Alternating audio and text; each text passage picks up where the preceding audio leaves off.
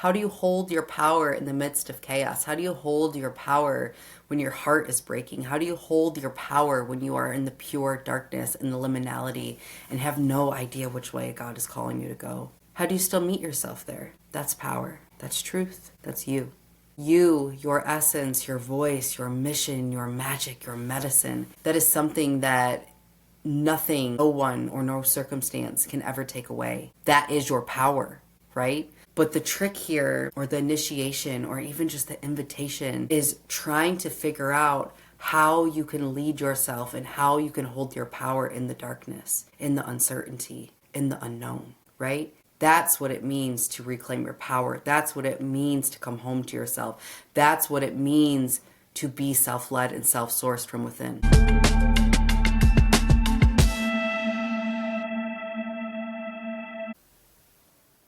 Welcome back to the Shadow Priestess Embodied podcast. I'm your host, Kaylin Rakowski, and welcome back. Man, feels like a minute since I have dropped in to do a podcast. And, lately it's just been this calling. It's just been this nudge that I need to be using my voice and to be coming on here more and sharing more. And I've even had a few of you reach out and say, what the heck's going on? So here I am. Life has been lifing. I've been working on other projects, doing other things. And, something I will say is that when it is your calling, it's going to keep fucking calling you, right? You can distract yourself or fill yourself with other things. And there's always that red thread pulling you through, always guiding you back home. And it feels really good to come back and start devoting more time to the podcast. And to be honest, I've had this just message around power lately and really been contemplating, like, what is personal power? We see so many things in the new age society about reclaiming your power and stepping into your power. And, I feel like there's so much just fabricated around that, but what does it even really mean? And what are we even talking about when we're speaking about reclaiming your power? And man, I just feel like we're just going to dive in head first today. We're going to go hard, fast, and quick for a minute. I think for me, when I was sitting with this, if I had to simplify it, it would be that our power is directly correlated to our truth, to our core self, our authentic self, our just essence, right? That one of one spark of divinity that makes us us. And our sense of power really stems from how much of that we allow ourselves, to embody, to emanate, and to express in the world.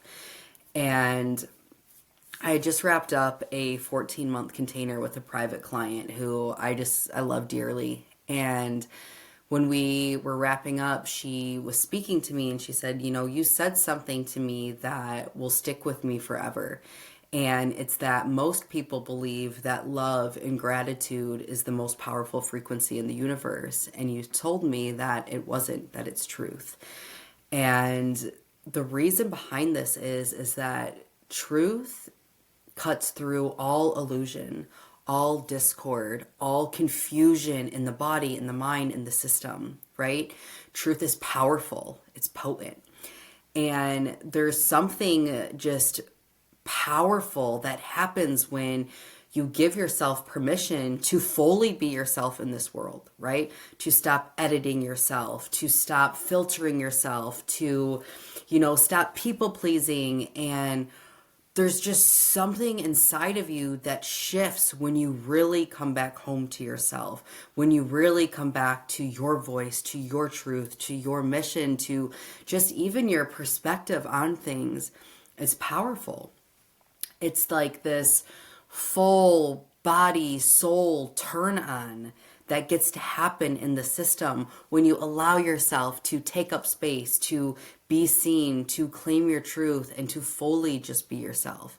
And I don't know why. It's not the message that's coming to, it's not even just about fully claiming this. It's about being it so fucking unapologetically that you give other people permission to do the same. So when we're really talking about truth, or I mean about power. What we're talking about is the freedom to be yourself, right? Most people think that freedom is time freedom and it's money freedom and it's, insert blank. And with working with thousands and thousands of people, I will tell you that true freedom happens when you allow yourself to fully be yourself in this world. When you give yourself the permission to stop hiding, to stop shrinking, to stop people pleasing, to stop fawning, to stop trying to be what everybody else in the world wants you to be, and you let yourself be who you know yourself to be. Right? It's not about who you want to be. It's not about who you desire to be. It's about who do I know myself to be? And I'm using those words very intentionally here because when we're invoking know, the word knowing, we are inviting soul memory to come forward. So that's something I would love for you to sit with as well is who do I know myself to be? Because when you start calling those fragmented particles back to self, when you start awakening those codes deep within your body, there's the freedom that you long for. So just to recap, when we are talking about power, we are talking about truth, soul truth, authenticity. And that truly is the portal way into the fulfillment, the reality, just tapping into all of those feelings and sensations that you long for. They are directly correlated with how much of yourself you bring into the room, into your life, into your relationships, into your work, whatever it is, okay? And I'm realizing that when I'm speaking to this, it sounds simple, right? Like it seems pretty simple that, just be yourself, right? Everyone says, just be yourself, be yourself. Like just because it's simple doesn't mean that it isn't profound. And when we want to talk about then what keeps us from doing this, we can really look at the two strongest drivers in our human psyche, which are the desire for attachment and the desire for authenticity.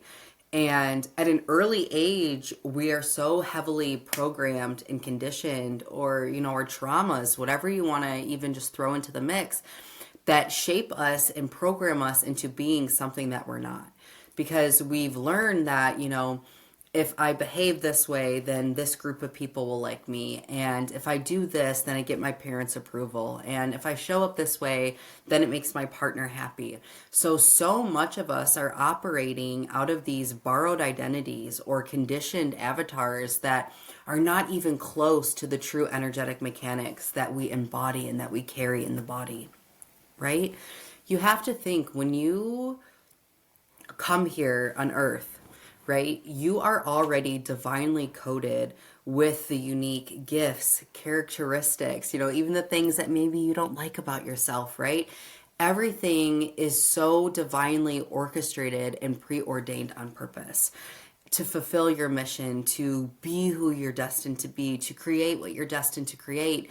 But so many of us fail to do so because we are so deeply programmed and conditioned and just far away from our truth, right? So coming back to it, this is why when I'm talking about power, I'm talking about it being connected to your truth and to your authenticity, because that is literally what you're coded for, right? You are divinely coded to operate and to show up in your truth and to share that unique expression with the world. And by doing so, the money, the opportunities, everything gets to happen as a byproduct of you fully being yourself in the world, right? But like I said, we have this driving factor for attachment. And at an early age, we've learned that it is safer for us to be attached or connected to the tribe than it is for us to be authentic. So it's easier for a lot of us to give up that desire to be ourselves and to be true to ourselves and to be authentic because, back hundreds of years ago, maybe even more than that now, if you were disconnected from the tribe, it literally meant death. It literally meant exile. It literally meant that you would not survive. So many of us have this deep desire for attachment and connection, being connected to our survival instinct, right? Where our sense of authenticity, our sense of truth, right? Our sense of power, we don't attach that with survival. So it doesn't have the same hierarchy or level of importance in the body or in the psyche. But the thing is that, we're at a time now where you don't have to be connected to the tribe to survive, right? We don't live in community the same way. We're not communal. We're not tribalistic. We, are very, very individualistic here, right? And I'm not saying that that's good, bad, right, or the other. That's a conversation for a different day, but it's just what's true right now. And it's interesting to see how much society has shifted and how much of us are still so incredibly terrified to show up and to be ourselves in this world, right? We believe that by me stepping into my power, by me stepping into my truth, by me being expressed, it means that I have to sacrifice or I have to lose connection, that I have to lose family, that I have to lose relationship.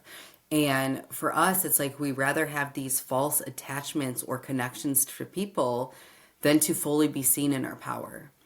And we're getting to this point where there's such this desire for truth. There's such this desire, for sovereignty. And people keep trying to find it in places that aren't self-sourced and that aren't clean, like the energy isn't clean. And we look for power in relationship. We look for power in our job. We look for power in how much money we have in our relationships and our status and our title. Insert whatever you want to insert here. But whenever you're putting your power or your sense of worthiness or anything like that in something that is outside of you, then you have to also realize that it can be taken away just like that, right? If my sense of power and my sense of worthiness is in a title and a role, then what happens when you lose your job? What does that say about you? What's left? What if your sense of power only comes from the number of followers or zeros in your bank account? Then what happens when you're in a moment, when you lose it all?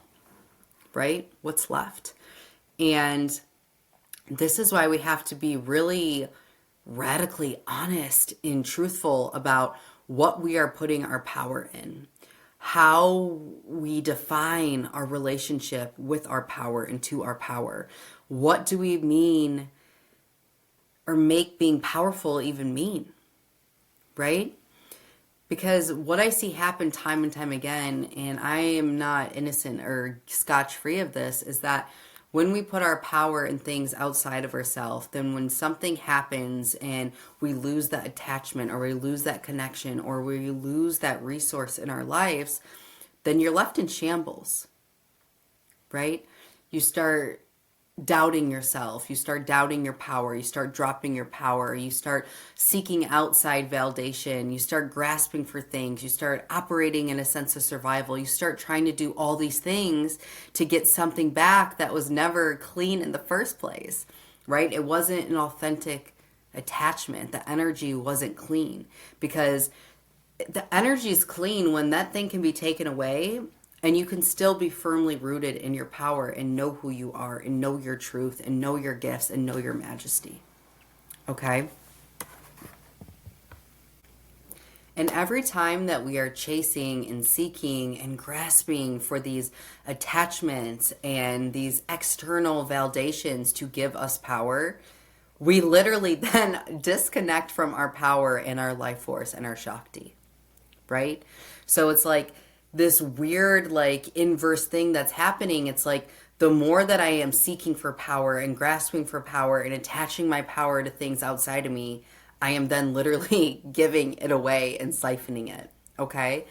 And what I really guide and walk my clients through is this concept of self-source safety, of really being self-sourced from within, where your sense of power, your recognition, your validation, your trust, your just everything is found in and is built on a foundation of things that can never be taken from you, right? Things that can never be taken from you is your truth, is your voice, is your magic, is your medicine. You have to think that you bring yourself everywhere, right? It wasn't that role that gave you power. You brought your power to the role. It wasn't that title that made you powerful. It was your unique energetic mechanics and essence that you were filtering in behind the title or the role, right? It wasn't this job. It wasn't the money in the bank. You literally are the foundation of your life. You are the power. You are the truth. And the more that you realize and you become so anchored and so self-sourced in this, you become somebody who is unshakable. You become somebody who is unshakable and who can go through the ebbs and the flows of life and not make it mean anything about you, right? You can lose a client, you can lose money, you can lose a title, you can whatever, a relationship, doesn't matter.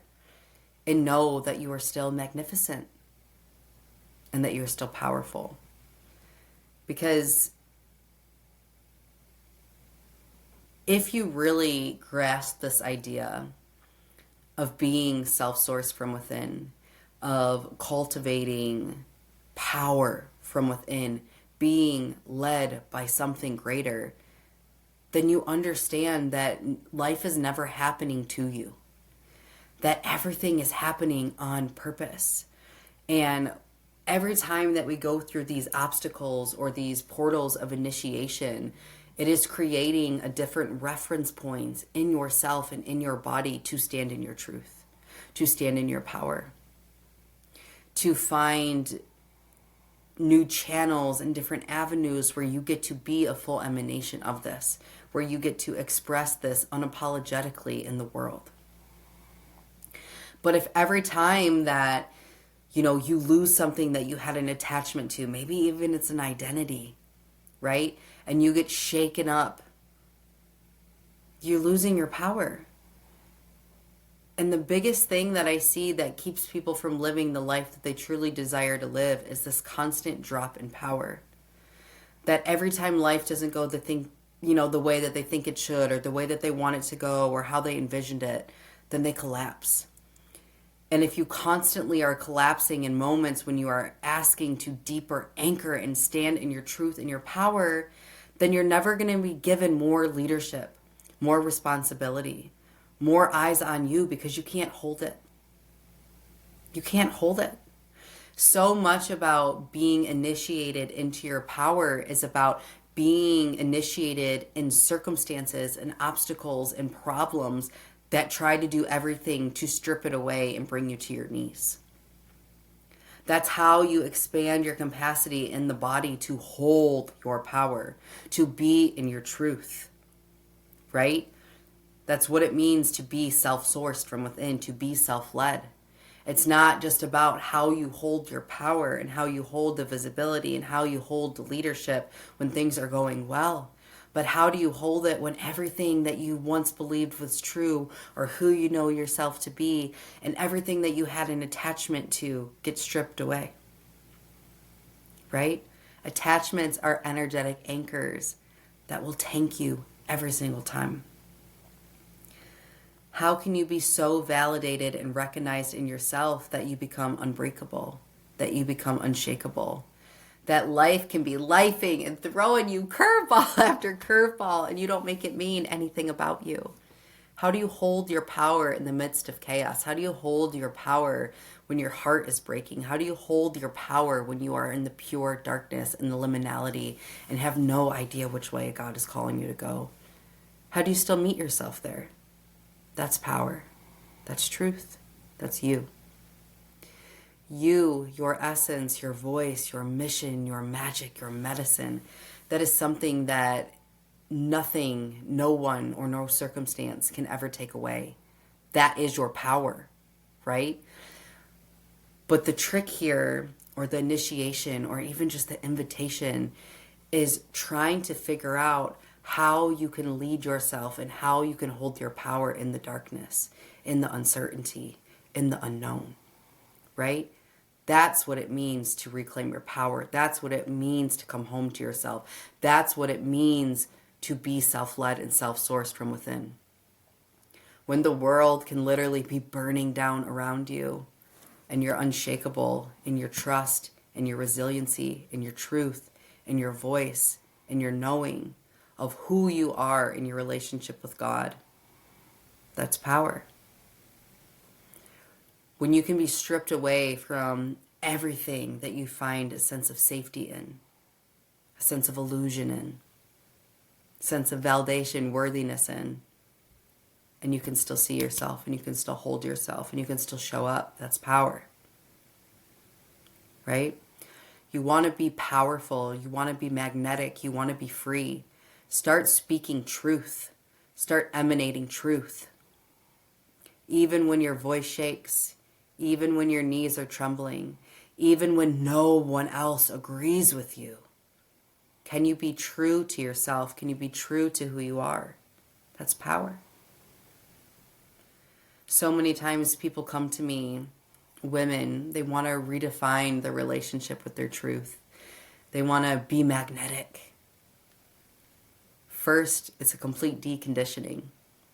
It's a dismantling of all the false identities, avatars, beliefs, behaviors, all the things that you are doing every day that's never really you. It was never really you in the first place. When you start letting that soul, that fire, that inner Shakti take up space, take up room to be seen, to be felt, that's how you refine your power. That's how you recalibrate to your truth. That's how you awaken your deep feminine muse and magic. Right? Your power is directly correlated to your truth. Truth is the most powerful frequency on this planet. Cuts through all illusion, all discord, all confusion. You want to be powerful? Start with being truthful, because the truth will set you free. I love you, babe.